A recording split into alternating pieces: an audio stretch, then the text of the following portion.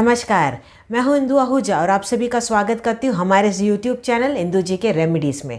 आज मैं आपसे बात करने वाली हूं गणेश चौथ के बारे में। हाँ जी, वैसे तो देखिए सारे दिन बहुत ही अच्छे होते हैं, लेकिन जो गणेश चौथ का दिन होता है ये भी एक अपने आप में बहुत ही ज़्यादा महत्वपूर्ण है। वो कैसे कि ये जो व्रत रखा जाता है ये रखा जाता है संतान के लिए, संतान की अच्छी उन्नति के लिए, अच्छी सेहत के लिए, वो लाइफ में तरक्की करे, उनकी हमेशा रक्षा होती रहे, उनके रास्ते पे जो भी विघ्न आए वो हमेशा दूर होते चले जाएं। बस यही मंशा रखते हुए माता जो होती है वो अपने बच्चों के लिए ये व्रत रखती है। अगर आप व्रत नहीं भी रखना चाहते तो ऐसे में रात को आप चंद्र को अर्घ भी दे सकते हैं। पूरा दिन ऐसे में क्या होता है कि व्रत रखा जाता है और रात को चंद्र को अर्घ देके ये व्रत को खोला जाता है।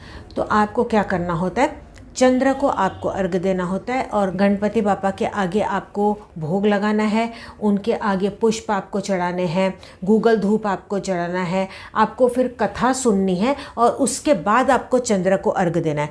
भोग में ऐसा माना जाता है कि अमृत चढ़ाना बहुत ही ज़्यादा शुभ होता है। फिर आप गुड़ चढ़ा सकते हैं, सफ़ेद तिल आप चढ़ा सकते हैं, यहाँ तक कि घी भी चढ़ा सकते हैं। आप सारी चीज़ें भी चढ़ा सकते हैं, जो मर्जी है इनमें से आप वो चीज़ भोग में चढ़ा सकते हैं। लेकिन इसमें शर्त ये होती है कि जब आप भोग लगाते हैं तो रात भर आपको इसको ढक के रखना होता है। तो ऐसा माना जाता है कि इसे पहाड़ भी बोला जाता है, तो आपको इसको रात को ढक के रखना होता है। और जो आपकी संतान है, मान लो कि आपकी 2 या 3 है, तो उन सभी का आप हाथ लगवा के उसको खुलवा सकते हैं, या किसी भी एक बच्चे को आप संतान को बोल सकते हैं कि सुबह को उसको खोल दे। रात को आपको ढक के रखना है, सुबह को अपने बच्चे के हाथ से ही आपको उसको खुलवाना है और बच्चे को ही बोलना है कि वो सब में वो जो भोग है, वो प्रसाद है, उसको बांट ले। तो इस तरीके से ये करना होता है।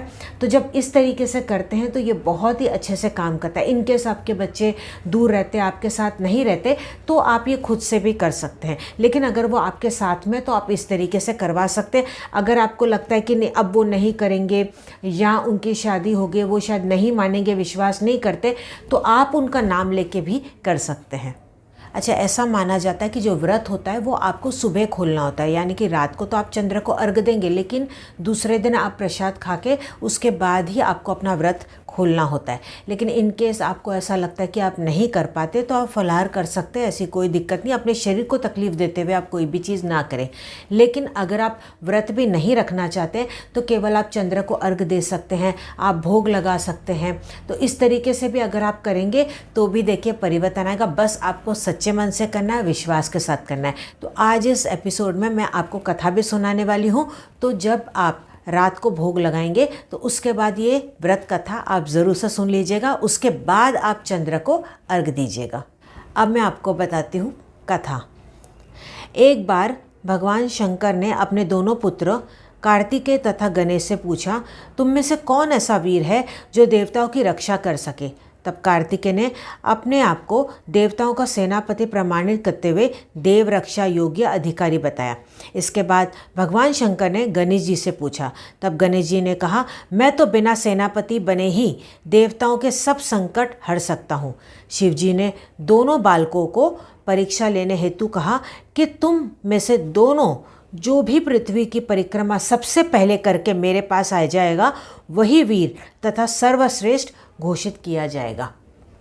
कार्तिकेय अपने वाहन मोर पर चढ़कर पृथ्वी की परिक्रमा करने चल पड़े। गणेश जी ने सोचा, अपने वाहन चूहे पर बैठ के पृथ्वी परिक्रमा पूरी करने में तो बहुत ज़्यादा समय लग जाएगा, इसलिए कोई और युक्ति सोचनी चाहिए। गणेश जी ने अपने माता पिता की 7 बार परिक्रमा की और कार्तिकेय के आने की प्रतीक्षा करने लगे। कार्तिकेय ने लौटने पर अपने पिता से कहा, गणेश तो पृथ्वी की परिक्रमा करने गया ही नहीं। इस पर गणेश जी बोले, मैंने अपने माता पिता की 7 बार परिक्रमा की है। माता पिता में ही तो समस्त तीर्थ निहित है, इसलिए मैंने आपकी 7 बार परिक्रमा की है। गणेश जी की नियुक्त सुनकर सब देवता कार्तिकेय ने उनकी बात सिर झुकाकर स्वीकार कर ली। तब शंकर जी ने गणेश जी को आशीर्वाद दिया कि समस्त देवताओं में सर्वप्रथम तुम्हारी पूजा होगी। गणेश जी ने पिता की आज्ञा अनुसार देवताओं का संकट दूर किया।